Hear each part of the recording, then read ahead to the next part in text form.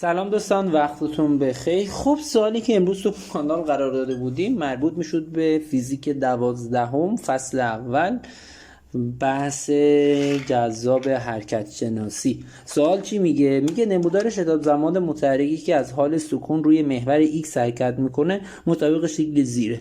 در بازه زمانی t1 مساوی با 20 تا t1 مساوی با 35 کدام مورد درسته؟ نوع حرکت رو میخوام.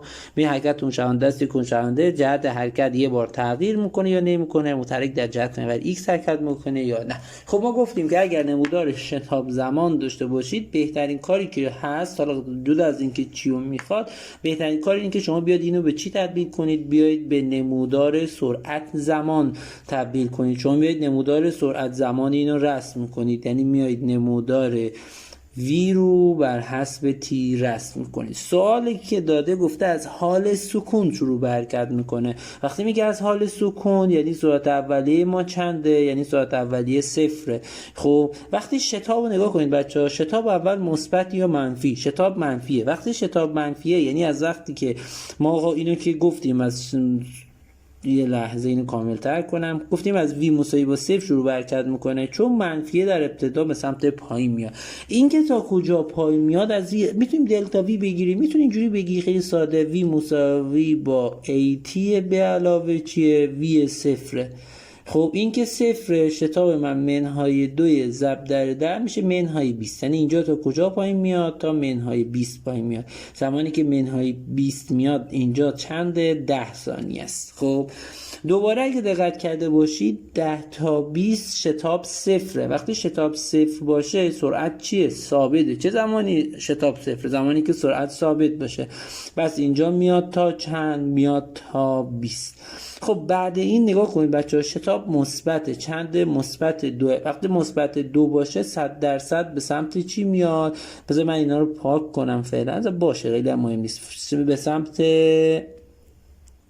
بالا میاد. اینکه قطع میکنی یا نه دیگه ما باید اینو به دست بیاریم و بفهمیم. خب وی ما دوباره میگیم خب اینجا میخوایم وی رو به دست بیاریم، وی میخوایم اینجا به دست بیاریم. خب چجوری به دست بیاریم؟ میگیم وی مساوی با at به علاوه وی صفر. میگه خب وی صفر اینجا چنده؟ نگاه کنید بچه‌ها، اینا اینجا وی صفر من منهای 20 به جای وی صفر منهای 20. شتاب چنده؟ شتاب 2. از 20 تا 40 رو در چند ثانیه میره؟ تو 20 ثانیه. پس به جای شتاب که 2 قرار میدم، به جای تی چند قرار میدم؟ به جای تی هم 2 قرار میدم، به جای تی هم 20 قرار میدم. منهای شتاب سرعت اولی، سرعت اولی گفتیم چنده؟ 20. میشه 2 تا 20 تا میشه 40 تا میشه 20. یعنی این از اینجا میاد تا کجا بالا میاد؟ بذار من اینو ذره پاک کنم. این تا مثبت 20 میاد بالا. یعنی زمانی که 40 اینجا چنده؟ اینجا هست مثبت 20. خب بذار من اینا که نیاز ندارم و پاک کنم. خب دیگه اینا به اینا نیاز نداریم، بس پاکشم بهتر. خب اینجا چنده؟ اینجا سرعت ما مثبت 20. این نمودار سرعت زمانه. نمودار سرعت زمانی که رسم کردید. حالا ببین سوال چی میگه؟ از بازی چند میخواد؟ 20 تا 35. بعد دقت کنید بچه‌ها، اینجا اگه بحث نکنید شتاب چنده؟ 2. شتاب 2 یعنی تو هر ثانیه چقدر تغییر میکنه؟ سرعت من 2 تا تغییر میکنه. اینجا سرعت من چند بود؟ منهای 20 بود. برای اینکه از منهای 20 برسه به 0، اینا کن اینجا منهای 20 اینجا میشه به 0 دیگه. تو هر ثانیه 2 تا تقریبا 10 ثانیه طول میکشه. بس اینجا چند میشه؟ اینجا میشه 30.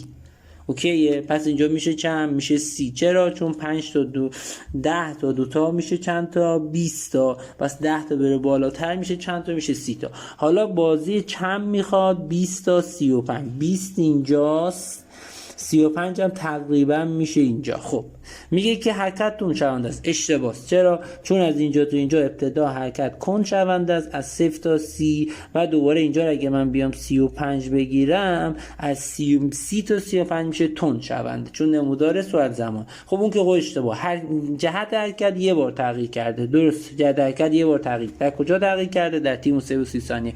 متحرک در جهت محور x حرکت میکنه. اشتباهه. چرا؟ چون 20 تا 30 پایین محوره. وقتی پایین محور سرعت زمان باشه میشه، چون سرعت منفیه میشه در جهت منفی محور x، بعدش چون بالاه میشه در جهت مثبت محور x. پس گزینه‌ای که درسته گزینه 3 است. موفق باشید همگی. بازم میگم بهترین حالت برای این رسم نمودار سرعت زمان، البته میتونید اینجا مثلا زیر نمودار مثلا دلتا وی حساب کنید میشه منهای 20 بیاد پایین، این کارم میتونید انجام بدین. یه ساعت لازم نیست بنویسید 80 بعد 20، ولی خود اینم وقت نمیگیره خیلی. موفق باشید، با ما همراه باشید. سعی بر اینه که ما ویدیوهای آموزشی بیشتری تو کانال و تو آپارات قرار بدیم که شما بیشتر از این ویدیوها استفاده کنید.